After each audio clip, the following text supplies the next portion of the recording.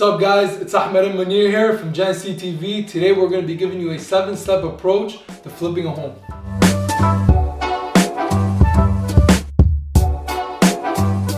Before we dive in, my name is Munir Lopez, the founder of Gen C Construction.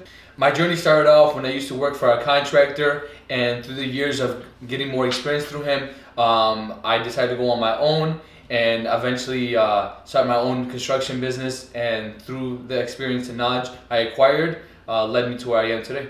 My name is Ahmed Hamadi guys, founder of Gen C Development. After a successful semester in law school, I realized that wasn't the path for me, and now I'm here pursuing real estate development. Okay guys, we're going to dive right into the 7-step approach.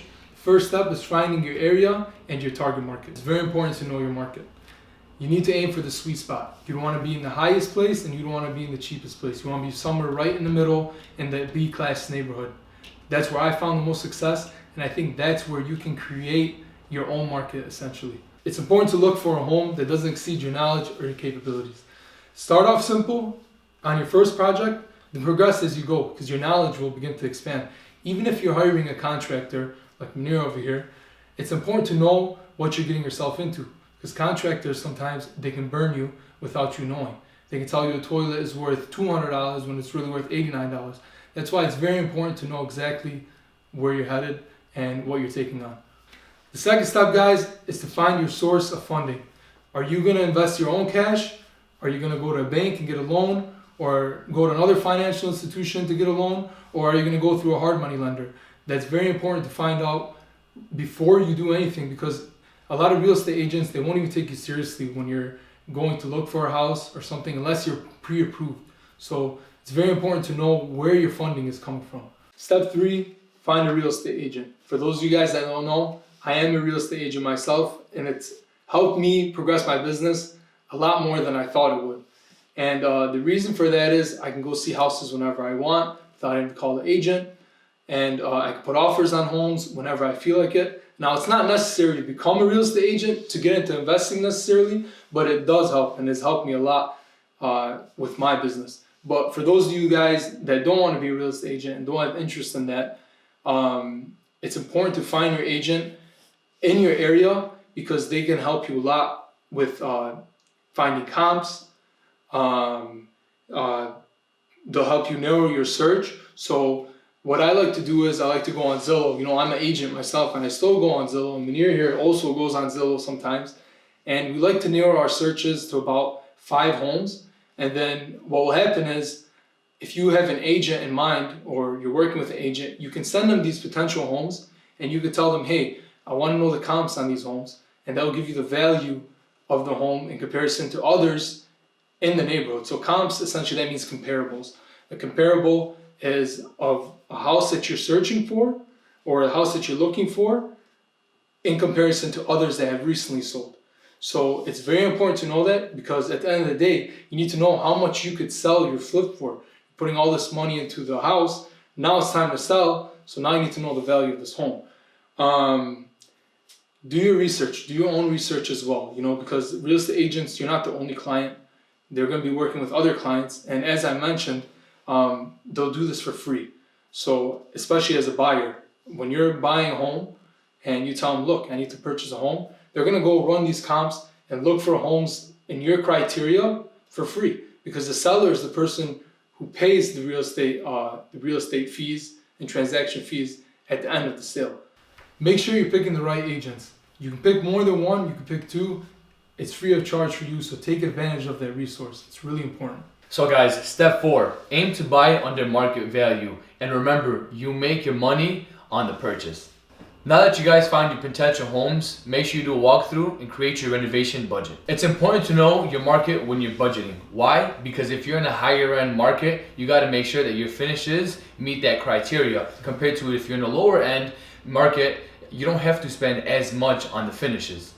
Just to build off of that, guys, it's important to use the problems with the house as negotiation tactics. So if you find something wrong with the house, make sure you throw that in the offer.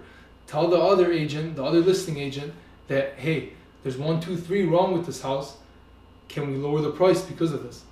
That usually works. So make sure to keep that in mind as you're creating your renovation budget. When creating your budget, it's important to overestimate rather than underestimate because there's always uncertainties that can happen, things behind walls, mold that you didn't know existed, structural damage, all that can come into account. And it's really important to leave some cushion in your budget so you don't fall short. Okay, just commenting on what Ahmed had to say, through my experience, I always know for a fact something's gonna come up. You know, even as much as I plan ahead, you never know what's behind the walls and things always come up. That's why you gotta make sure you always overshoot your price. Step 5, you have a house, so now what? Find a contractor. My man Munir right here.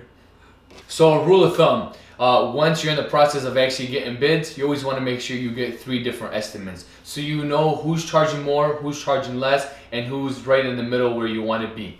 So just a reminder, it's not always the best option to go with the cheapest contractor because the work might never be up to par. So when you find a contractor, you got to make sure that both your mindsets are aligned. You got to make sure that he knows your budget and your timeline. A lot of times contractors might take on more than they could chew, so you got to make sure that this is a project that he could handle and really focus on. Guys, this is key. Make sure that your contractor is easy to communicate with. One thing I love about Munir, he's always answering my emails, my phone calls. Whenever I have any questions or concerns, he's right there. And he's actively engaged in the entire process. So if your budget is kind of tight, don't be afraid to get your hands dirty. A lot of the things that you could do yourself in replace of a contractor can save you a lot of time and money. All right, guys, so once you found your contractor that you want to work with, start setting up a design that you want with the house and make sure you're looking for affordable materials. Hiring a general contractor normally helps you with that because they have a lot of connections with other with third-party vendors that can really help you lower the prices of your materials. Okay, I'm gonna let Munir build off on that. So a nice look doesn't always have to cost a lot. Me being a general contractor myself, I know different alternatives and methods we could use to get that luxury modern look on a budget. Step 6, guys, work fast. Make sure renovation is scheduled and continuously moving. The faster you finish, the less susceptible you are to market changes. And also remember, the longer you stay working on the house, the more water bills you're paying, the more electric bills you're paying, and the more mortgage payments you're paying. So it's important to keep the ball rolling. I also want to mention that in construction on our end, prices for materials and prices for labor also goes up within time. So that number can always fluctuate. So like how he said, being on that budget, being on that timeline is very important. Step 7, it's time to sell. The market doesn't care about what you think your home is worth. It's important to be realistic and not fall in love with your project because it's not going to fall in love with you back. Hiring the right agent is important because they're going to avoid overpricing and underpricing. So guys, it's a fact that taking professional photos of your house will bring in higher volumes of interested clients for your home. So yeah, make sure that your listing agent is definitely paying a little bit more money to get professional photos taken of the home. When selling a home, guys, timing plays a huge factor. Make sure that if you're in a seasonal state like Michigan, that you try to avoid the winter months because in the summer there's more buyers, kids are out of school, and it's not cold, so it's a lot easier to purchase a home. So guys, thank you for tuning in to Genesee TV. This was just a brief overview on our process on how we flip homes. Yeah guys, if you have any questions, please leave them below. Hit that subscribe button so you can follow up with us on future videos where we dive deeper into each one of these topics. Thank you for tuning in, guys. See you soon. Make sure you turn on the bell notification so you know when we post.